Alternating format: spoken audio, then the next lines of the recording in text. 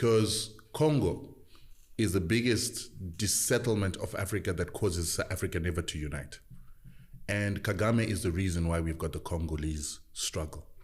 The DRC, my basic understanding is that it's the wealthiest country in Africa, on the continent from a mineral perspective. In the world, yeah. It's the wealthiest country in the world from a natural resources perspective. 100%. And you're saying Paul Kagame has a part to play in that? Yeah, people don't understand that we always hear about the Rwandan genocide. The Rwandan genocide was started by Paul Kagame. And he started the Rwandan genocide because he wanted to take power by force in a country that would have never elected him into power, because he came from the minority Tutsis who used to be supported by the colonizer and used to be the administrators on behalf of the colonizer. So for Paul Kagame to come back as a Tutsi to come and take power in Rwanda, he needed to do something. And what he did is he started the genocide. He started the genocide by bringing down a plane that had two presidents, Hutu presidents, the Burundian president and the Rwandan president.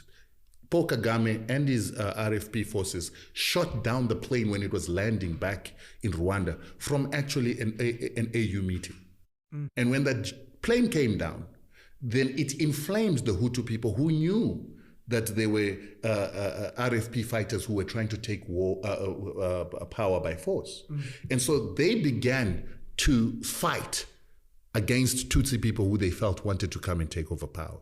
While they were doing that, Paul Kagame himself sent his forces to murder his own Tutsi people on a whole-scale level to make it look like a genocide, so that he could then have his forces come into Rwanda and take over power militarily under the guise of stopping a genocide against Tutsis. These are all things that are factual. Well documented. Jeez. It is actually something that the International Court of Justice wanted to persecute him for, and then the Americans covered up for him and the French covered up for him so that it wouldn't come out. But Paul Kagame came into power by murdering his own people. Then when he did that, he then took Laurent Kabila, who was now living in Rwanda, to go and take over power from Mobutu Sese Seko. These are the leaders in the DRC. This was in the DRC. And the arrangement that he had with Mobutu is, once you're in power, you need to bring some of my own people into your system. And the reason why he wanted to bring his own people into the system is that the Tutsis see themselves as a superior people to Bantus. And so they want to reinstitute something called the Mapororo Tutsi Empire that is going to rule over Central Africa and the Great Lakes. Because if you look where they came from in Uganda, Museveni is Tutsi. And he is the one who trained, together with people like Paul Kagame, in Tanzania, together with our liberation fighters. And when they came from those liberation camps, then Museveni went and took power from Obote, and then he put people like Kagame and the Hutus and the Tutsis into his army and intelligence. They then started murdering non-Tutsis who wanted power in Uganda, because they were majorities. And that's how Museveni becomes the president of Uganda as a Tutsi, and then he begins to assist Kagame together with the Europeans, the Americans, to then create a force that is going to take power in Rwanda. And then they must take power in Rwanda, instill a Tutsi in Burundi, and instill a Tutsi in Congo. So when they then succeeded in getting what do you call him? Kabila into power, Kabila refused to put Tutsis into his government. And when he refused, then Kagame and Museveni then sent their armies and rebels into Congo with an intention to remove Kabila. Kabila then ran to SADC. And that time SADC had an organ, or the military institution was called the organ, which was being headed by Mugabe. And he said, listen, they want to overthrow me. And he gave them the reasons why they want to overthrow. Mugabe sent a fact-finding mission that it consisted of Zambians, Namibians, Angolans, South Africans, and everybody from SADC region. And he realized that this was actually a problem. So they went to Uganda, they went to Rwanda, they couldn't find Museveni when they went to Uganda, they couldn't find Kagame when they went to Rwanda, but they got information that there was going to be an overthrow of Kabila, and then the UN was going to be forced to actually come up with a policy that says Congo must be broken down into 5 countries. Jeez. The 5 countries would then be easier to loot for the West through Uganda, Rwanda, and their own people that they would have placed within the Congolese system. Then Zambia and Zimbabwe came up with a counter proposal, but they also sent the armies of the Namibians and the Angolans to go and stop Kagame from overthrowing Kabila.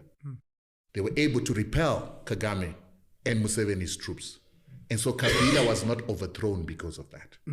For that reason, and us taking land in exactly the same time, the Western world came together and imposed sanctions on Zimbabwe.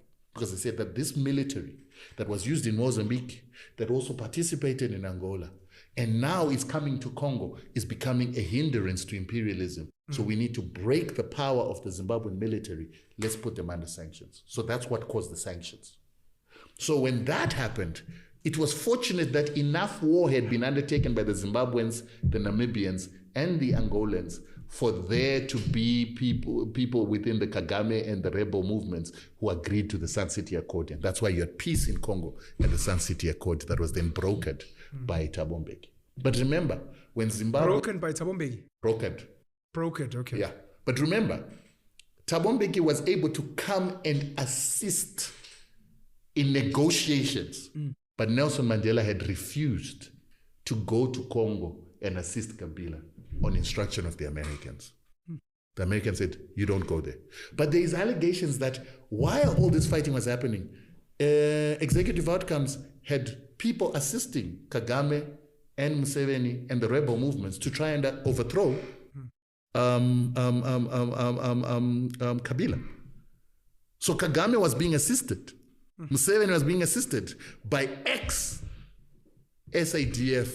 forces who are now calling themselves the mercenaries or the executive outcomes. And I think you've seen the video of Saima that talks about how black people were infected with HIV and how Saima went through SADC to kill certain people to protect apartheid. If you remember, there's a video on Saima and how they infected people in South Africa and Southern Africa with HIV. The same people are these that are called executive outcomes, are the same boers that then form these private security companies that you see here that are actually the biggest threat to South Africa at this particular moment. They are the same people that went to destabilize Congo and continue to destabilize Congo and continue to be advisors and continue to be supplying weapons and continue to be a destabilizing force in Congo. Which is why some of us are very skeptical. Why is the South African military in Congo not actually stopping the war in Congo, but peacekeeping and protecting companies like Glencoe and the Western companies that are looting Congo?